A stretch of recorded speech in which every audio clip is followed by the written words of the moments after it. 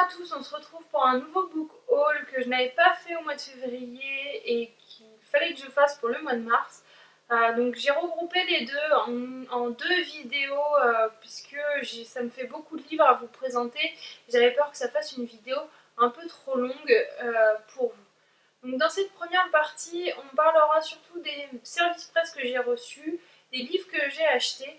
Et j'ai eu un prêt et un livre gagné en concours. Tout d'abord, je vais commencer par le livre que j'ai gagné en concours chez Un Brin de Lecture, La Vérité sur Alice de Jennifer Mathieu. C'était un roman que Pocket Jeunesse avait présenté lors du salon du livre de Montreuil sur le harcèlement scolaire, la rumeur, etc. que je trouvais très intéressant et j'en ai entendu beaucoup de bien. Donc il me tarde de le lire. Normalement je le lis ce week-end. Je vais essayer de le lire ce week-end. En plus il est assez court. Donc je pense pouvoir le finir d'ici lundi. Ensuite, une amie m'a prêté Spider-Gwen, le tome 1 de Jason Latour et Robbie Rodriguez, paru chez Panini Comics. Donc c'est une réalité alternative dans laquelle Gwen, la copine de Peter Parker, est en fait Spider-Man, Spider-Gwen. Peter Parker, lui, ne restant qu'un simple étudiant.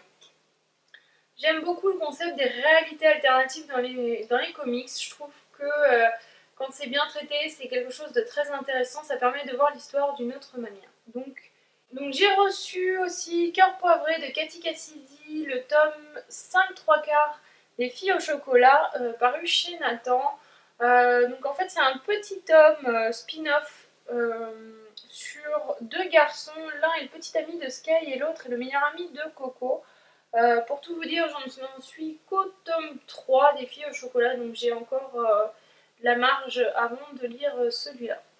Ensuite, j'ai reçu Maybe Not de Colleen Hoover dans la collection New Romance chez Hugo Roman. Je l'ai déjà lu, faut dire qu'il est assez court, il m'a beaucoup plu. Il parle donc de l'histoire de Warren et Bridget que nous pouvons rencontrer dans Maybe Someday. Je vous mets la chronique en barre d'infos et vous avez toujours l'update lecture si vous voulez en savoir plus sur ce roman. Au mois de février, j'ai aussi reçu Archer Voice de Mia Sheridan chez Hugo Romance dans la collection New Romance. Ça a été un vrai coup de cœur pour moi du mois de février. J'en ai parlé dans mon update lecture de février. Vous pouvez le retrouver en barre d'infos. Et vous pouvez aussi retrouver ma chronique pour en savoir plus. Mais je vous le conseille fortement et je vous conseille aussi de passer outre la couverture que je trouve assez moche. J'ai aussi reçu Les Derniers Royaumes, l'acte 4, Les Déferlantes de Givre de Morgan Rhodes chez Michel Lafon. Ça faisait un an que je l'attendais, ce tome 4, et enfin il est arrivé. Je l'ai déjà lu, vous pouvez retrouver donc ma chronique en barre d'infos et je vous en parle aussi dans le deck lecture du mois de février ou de mars, je sais plus quand est-ce que... J'ai reçu Immaculée de Kathleen Date-Veller dans la collection R. Pareil, je l'ai déjà lu, c'est un peu ça de prendre un peu de temps de faire les book hauls. Donc je l'ai déjà lu, j'ai posté ma chronique cette semaine, donc vous pouvez la retrouver en barre d'infos et je vous en parlerai aussi un peu plus dans le deck lecture du mois d'avril. J'ai reçu aussi le tome 3 de Slow Burn, enfin réuni, de Maya Banks, chez Hugo Roman, la collection New Romance. Oui, je suis un petit peu sadomasochiste, puisque je n'ai pas aimé le tome 1 ni le tome 2, en tout cas c'était des lectures assez mitigées. Mais je me lance quand même dans le tome 3 et on verra par la suite si je continue ou pas. Enfin, j'ai reçu Viscère de Moa Heider chez Pocket que j'ai lu au mois de début mars. Ça n'a pas été une super lecture. Je vous laisse en savoir plus dans ma chronique que je vous mets en barre d'infos. Et j'en parle aussi, pareil, dans mon update lecture du mois de mars. Ensuite, mes achats du mois de février et mars qui ont été plutôt nombreux. J'ai troqué je sais plus quel livre contre 13 raisons de Jay Asher chez Albin Michel, collection Wiz.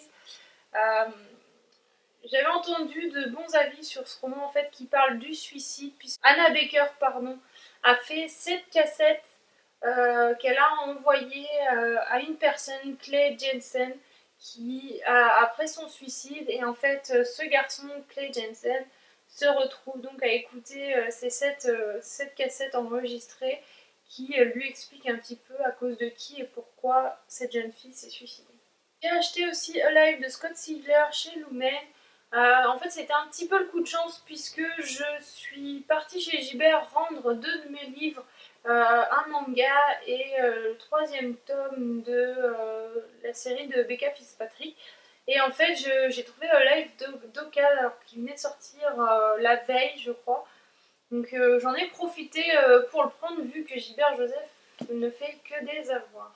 Sur Price Minister, j'ai acheté Bird Box de Josh Malerman au livre de poche. En fait, je l'ai offert à une personne du forum de Morsure à Noël et comme j'en ai entendu de bons avis et la couverture m'intriguait beaucoup, je me suis dit que j'allais me laisser tenter étant donné que j'avais réussi à le trouver d'occasion sur Price Minister. De mon achat de Bird Box, j'en ai profité pour acheter Notre Mère de Corinne Zailkas, je ne sais pas si ça se prononce comme ça. J'ai 10-18, donc il faisait partie de mes envies du mois de janvier, je crois. Et donc j'ai réussi à le trouver d'occasion sur Price Minister, c'est pour ça que je l'ai pris. Et la personne avait donc Bird Box, donc j'en ai profité pour acheter les deux chez cette personne pour avoir une réduction des frais de port. J'ai troqué, je sais plus quel livre, pour Les Larmes Rouges, le tome 3, Quintessence de Georgia Calderon aux éditions J'ai lu. Il est sorti l'année dernière, moi je lisais le tome 2 l'année dernière. Je vais enfin pouvoir finir cette série et avoir le fin mot de l'histoire sur la relation entre Henry et Cornelia, ainsi que tout leur passé et toute l'histoire qu'il y a entre eux. J'espère vraiment que je vais aimer ce dernier tome, puisque le tome 2 avait été assez mitigé. J'ai fait une petite razzia manga sur Price Minister en achetant d'abord Your Lie in April de Naoshi Arakawa, le tome 2 chez Kiyun. Donc j'avais beaucoup aimé le tome 1, donc c'était avec plaisir, j'étais vraiment ravie de trouver le tome 2. Voilà, il faut que je rattrape mon temps parce que je crois qu'on en est au tome 7, quelque chose comme ça, si ce n'est pas plus. Ensuite, j'ai acheté le tome 3 à 4 de A Silent Voice, paru pareil chez Kiyun de Yoshitoki Oyama.